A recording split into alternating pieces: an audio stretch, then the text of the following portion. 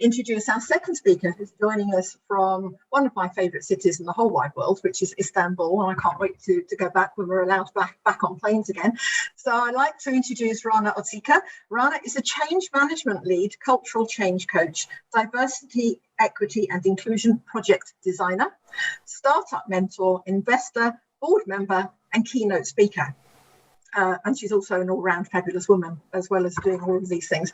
Rana believes in the power of women, and she mentors many via the Sharif Blair Foundation for Women, the European Bank for Reconstruction and Development, the Turkish Women International Network and Professional Women Network. She worked for Girls 20 in the 2016 G20 Summit to prepare a report about the economical, cultural and educational barriers in Turkey for girls between the ages of 16 to 22. She established the mentoring system of Turkish Women International Network, a Turkish social venture established to support underprivileged young women, Professional Women Network Istanbul, and Aya Women Investment Platform. Rana, good morning and welcome, and we are so looking forward to hearing your words of wisdom. Thank you. Thank you, Katie. It's a pleasure to be here. You know, I'm really happy, and I'm honored to be here with you on this very meaningful day. And thanks, Rania, for the amazing speech. And I know that COVID brought sadness and fear to the world and a new understanding of vulnerability for all of us. But still, I do believe there is a good in every evil. And the fact that I can reach out to you right now from the comfort of my home is the great evidence of that, to my understanding. And I'm really grateful to the technological improvement that allows me to be part of this event together with these wonderful women from all around the world. Well, the theme this year is choose to challenge. So what I did is to ask myself what I did choose to challenge in my life. And believe me, I came out so many rules, norms, bias that I had difficulty in choosing one. So I've decided to choose the most important challenge, the most important experience of my life that changed it totally.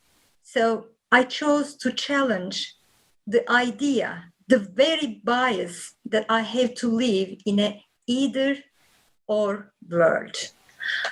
I have always refused the idea to be either stay at home and be a good mom, or work long hours and to be a successful businesswoman. I refuse to be either a nice, polite person and valued by the society, or be assertive and speak up for myself and for the ones who cannot speak for themselves. I refuse to choose between my analytical, logical side and the compassionate and loving Rana. So, well, I had a waking call. You know, I was not always like that. I was not always a rebel. I was not always opposed to choosing. But while I was working for Procter & Gamble Turkey as accounting manager, I was desperately wanted to be successful. I look around and I noticed that most of the women executives were working hard. They were doing overtimes. And I saw them as role model, and I started working so hard, so long hours, that I have not seen my daughter's first step. I have not heard her first word. And I will be very frank, but I know nothing about her first 2 years. And I was not aware what I was missing. So thank God she was more intelligent than me, even at 2. And she found out a way to tell me that something is wrong. The first thing she did is to stop smiling. Can you imagine a baby, a girl, 2 years old, and never smiling at all? And then she got sick. So when we go to the hospital, the doctors told me that there is nothing wrong physically. So that was just her cry for help, her way of telling me that she needed her mom. And so I've started to question what I was doing. And after a period, of what I can call enlightenment, I chose to challenge the society's, the business world rule, and my family's rule that forces me to choose between my social roles. This was the first, but not the last time. Many times followed that. My whole life, I opposed to choose. I'm happy with my social roles. I'm a woman. I'm a daughter. I'm a mom. I'm a wife. I'm a businesswoman. I'm a teacher. So I don't need to choose between them. What I need to do is to manage them. And to manage that, I have few hints, and I'm going to share it with you. So first thing that is really important to me is to be aware that life is a balance of giving and receiving. If you don't believe, just look at your body right now. You inhale and you exhale. You cannot choose between them. You need both. You need that balance which is specific to yourself. We all know that most famous bit of ancient advice inscribed on the temple of Apollo at Delphi, know thyself. So I would suggest you to give time to understand your values, your needs, your passion, be aware of your longings. And if you give yourself that time to explore your inner strengths, you will notice that the process will be easier. And don't miss that balance too. You should be aware of what you are willing to give and what you really want in return. So the balance is subjective to all of us. My second tip is asking the right question. We are living in a quantum era, and we know that Schrödinger's cat is both alive and dead at the same time. So why I can't be both, why shall I choose? So I definitely refuse that. And I believe that the hint is asking the right question. As Ursula Le Guin said, there are no right answers to wrong question, and I definitely believe in that. So the question is not which one should I choose, but the right question is how can I be both of them? So open your mind. So just, try to find more innovative ways. Try to find yourself, working with new rules.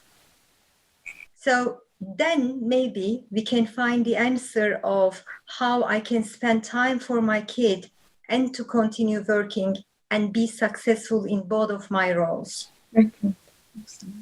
And lately, the last one of my tip is that we need to understand the people around us. People may have different beliefs, different perspectives, different value systems. And we should make certain that we do know the culture of the society, of our community. We do need to understand where they are in Maslow's needs of hierarchy. What are their priorities, the core values? And then, once we understood, then we can go and decide how to build that bridge accordingly. There will always be people around us who are afraid of the upcoming change, who are happy with the status quo.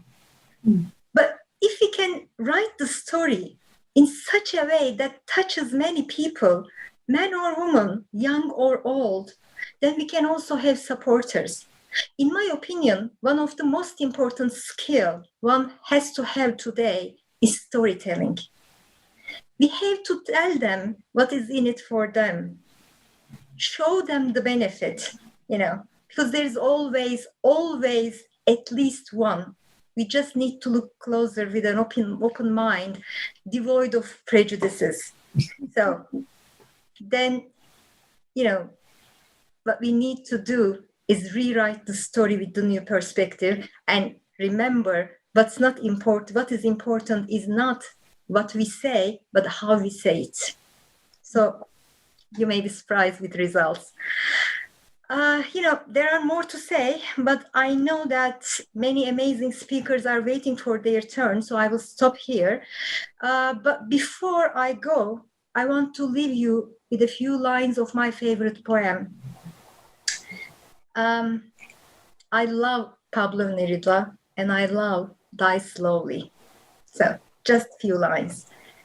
He who slowly destroys his own self-esteem, who does not allow himself to be helped, who spends day on end complaining about his own bad luck, about the rain that never stops, dies slowly.